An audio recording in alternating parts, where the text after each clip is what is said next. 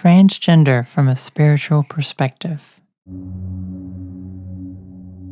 Transgenderism is a condition in which the individual's gender identity doesn't match their birth sex. It has been labeled a physiological and psychological condition where the person needs medical intervention to feel at one with their body.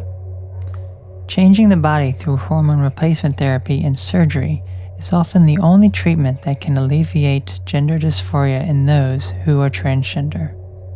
Some causes of the condition include hormonal imbalances in the womb that causes the brain and body to develop differently, childhood trauma and abuse, and endocrine disrupting chemicals and toxins in our environment.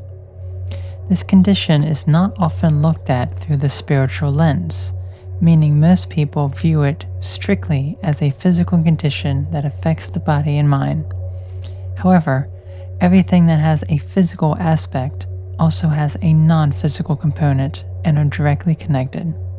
We all have a male and female aspect where one is more dominant and usually matches that of the physical body's sex. However, with transgender people, this is not the case. To understand transgender from a deeper perspective, we must first understand the male and female aspects we all have.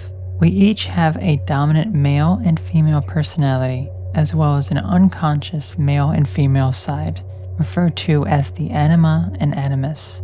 The repression of anima and animus can bring about the feelings of transgenderism, since many people conform to society which says that men and women should act a certain way. This prevents people from expressing themselves completely, and the repressed side will force its way out in a destructive manner. Repression and denial of the masculine and feminine side can cause a negative projection of emotions and repressed desires. Transgender people have the highest opportunity to connect with both their feminine and masculine side. However, due to stigmatization in society, as well as internal conflict, many transgender people reject and deny their birth sex, and thus repress it as they transition into their desired sex. This, unfortunately, will lead to a dissociated sense of self that is scared of gender expression. Instead, we all have male and female aspects, and there is nothing wrong with expressing them. For trans people, however, this can bring about dysphoria.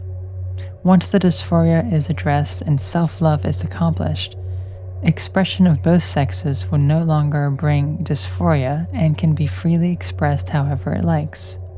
To embrace both the male and female self without resistance and to integrate the repressed aspects of self with core consciousness is a sign of self-love. Viewing both as one instead of separate is what will bring harmony to one's life. This is an obstacle for many due to societal factors. What about those who identify as both genders or gender fluid? Sometimes these people could be much more in touch with their male and female aspects and thus feel a connection and desire to express them.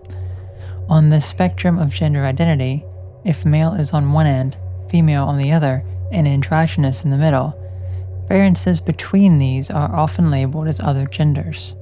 However, those who identify outside the gender spectrum usually deny the male and female aspects of themselves. Those who reject who they are live in a dissociative state where core consciousness is incohesive. Male and female are part of the gendered physical domain existence we have in this physical body.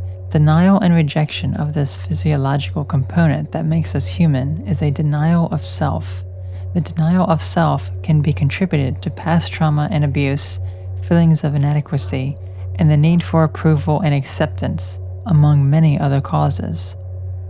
Since ancient times, people have been aware of variances in gender expression and gender identity. However, society shifted to view women as inferior and less equal than that of men, in addition to projecting the idea that men must behave a certain way or they will be labeled as homosexual. There is no right or wrong way of gender expression. While there are very clear and distinct differences between men and women, and their role here on this earth, neither is superior or inferior to the other. They are both equal, but but expressed in this physical domain differently. Our personality stems from a collective source, the collective unconscious, where we are all connected. From this, our personality forms in the physical body we reside. The non-physical aspects of our beings, our soul and spirit, are not gendered.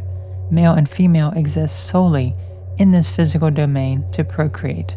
Gender variances exist to experience life from different perspectives. While male and female are two ends of the same spectrum, between these two are other ways people express themselves and label as different genders. When we step outside this, however, is when we begin to dissociate from the human experience. To form a more cohesive whole, we must embrace both the male and female aspects of our being without resistance. We each have a dominant masculine and feminine side, as well as an unconscious masculine and feminine side, or the anima and animus. When we deny these aspects, we begin to dissociate from what makes us human as we become disconnected from ourselves and reality. To embrace yourself fully is to integrate both male and female into core consciousness, which allows us to express ourselves to the fullest.